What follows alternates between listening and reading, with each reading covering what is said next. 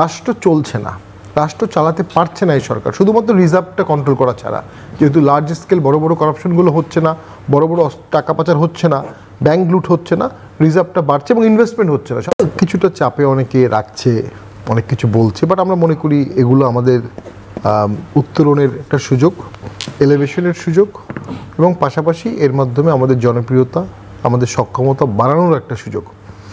প্রথম যেটি হচ্ছে পিআর নিয়ে অনেকে বলছেন, আমাদের সংবিধানে স্পষ্ট বলা আছে there will be single constituency roll for each constituency, অর্থাৎ আমাদের দেশের ভোটারদেরকে 300 ভাগে ভাগ করার কথা বলা আছে সংবিধানে।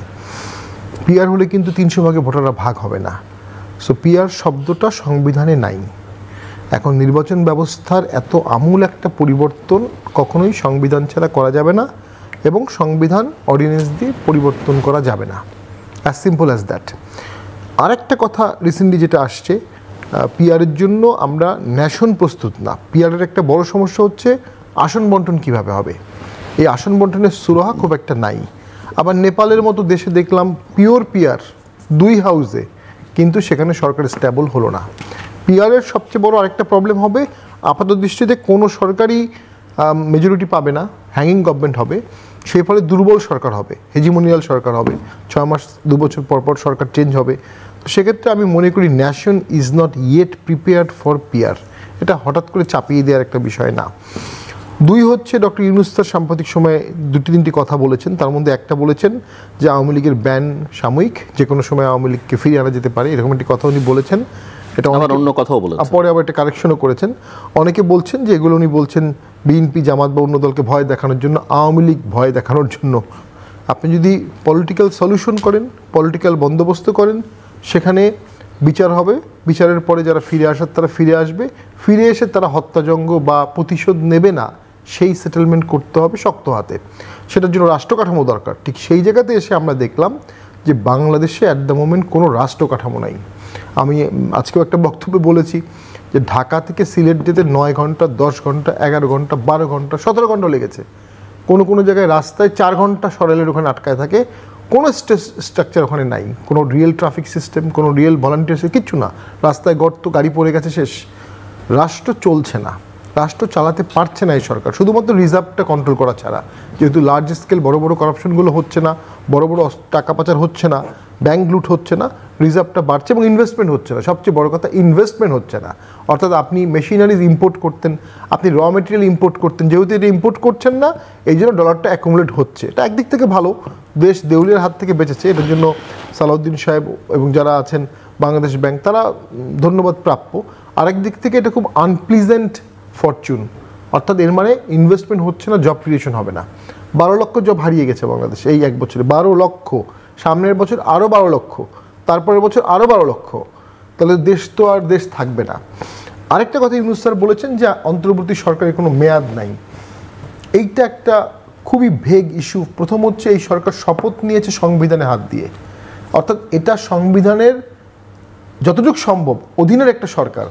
এখন সংবিধানে অন্তর্বর্তী সরকার শব্দটা নাই, এটা সত্য, কিন্তু সংবিধানে নির্বাচনের কথা বলা আছে। সংসদ যখন আপনি ভেঙে দেবেন, তার 90 দিনের মধ্যে আপনাকে ভোট করতে হবে। অনলি এক্সেপশন হচ্ছে অ্যাক্ট অফ গড।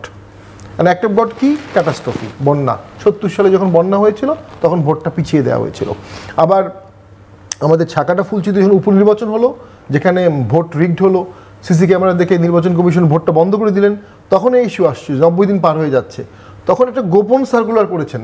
আওয়াল সাহেব তো খুব জ্ঞানী মানুষ ছিলেন, ল খুব ভালো, উনি অ্যাক্ট অফ গড হিসেবে দেখিয়ে এটাকে আরও 3 মাস বাড়িয়েছেন। যদি ওটা অ্যাক্ট অফ গড না, ইন্টারনাল মারামারি, পলিটিক্যাল পার্টি ভোট সিল মেরেছে, এটা কোনো অ্যাক্ট অফ গড না, কিন্তু উনি কভার আপ করেছেন। এখন ইউনূস সাহেবের সামনে, স্যারের সামনে একসময় কোশ্চেন আসবে, আপনারা যে 3+3 6 মাসের বেশি থাকলেন উইদাউট ইলেকশন, বা 6 মাসে ইলেকশন দিলেন না, এটার বেসিসটা কি? এটার কোনো বেসিস কিন্তু সংবিধানে কোথাও নাই। অনলি একটা বেসিস হতে পারে, কেউ চায়ও নেই, কিন্তু ইন্ডিভিজুয়াল 2-4 জন ব্যতিক্রম যারা, মানে এটাকে কভার আপ করা উচিত ছিল যে কোনোভাবেই হোক। অনলি হচ্ছে তার নিউ সরকার যারা আসবে, তারা এসে একটা ভূতাপেক্ষিক র্যাটিফিকেশন দিবে যে বিগত এই সময় থেকে এই সময় যে সরকার ছিল তাদের কার্যক্রমগুলো বৈধ। ঠিক একইভাবে সেনাপ্রধানরাও দিত, ঠিক একইভাবে 1/11-এর পরে আওয়ামী লীগ এসে দিয়েছে, ওই একই ধারায় চলে গেল। আর অনেকে আবার বলছে কনস্টিটিউশনাল অর্ডার দিয়ে কনস্টিটিউশন অ্যামেন্ড করে ফেলবে। এটাও শব্দটা কোথাও নেই, পৃথিবীর কোথাও নাই। কনস্টিটিউশনাল অর্ডার, বিশেষ সাংবিধানিক আদেশ দিয়ে সংবিধান পরিবর্তন করার কোনো নজির নাই। আপনি সংবিধানকে মানবেন অথবা মানবেন না। মোস্ট ইম্পর্টেন্ট এটা হতো চিফ মার্শাল অ্যাডমিনিস্ট্রেটর যখন আসছেন, এরশাদ স্যার যখন আসছেন, জিয়াউর রহমান যখন আসছেন, তারা এসে সংবিধান সাসপেন্ড করে নিজেরা মার্শাল ল প্রোক্লেমেশন দিতেন, ওটাই সংবিধান, ওটাই আইন। কিন্তু তারা এসে সংবিধান সাসপেন্ড করতেন। এই মুহূর্তে বাংলাদেশে কিন্তু সংবিধান মোটেও সাসপেন্ড না। সো একটা হাইব্রিড সিস্টেম করার চেষ্টা করা হচ্ছে, সংবিধান আছে আবার সংবিধান নাই, এটা হতে পারে না। তো আমার মতে একটা নির্বাচন, ইনক্লুসিভ একটা নির্বাচন অলমোস্ট সকল সমস্যার সমাধান করে দেবে। সেদিকে তো দেশ যাচ্ছে না। যে সরকার রাস্তার ট্রাফিক পরিষ্কার করতে পারছে না, যেই সরকার রাস্তার গর্ত পরিষ্কার করতে পারছে না, যে সরকার পুলিশকে মোটিভেট করতে পারছে না, যে সরকারের আমলে কতটা মব হয়েছে, 1200 মব হয়েছে, যে সরকারের আমলে গত 1 বছরে ঢাকায় আন্দোলন হয়েছে 350, সরকার কোনো বিষয়ে কোনো সফলতা দেখাতে পারছে না। সেই সরকার ভোট করবে কিভাবে? ইনক্লুসিভ ভোট, আমি শেষ করে দিচ্ছি।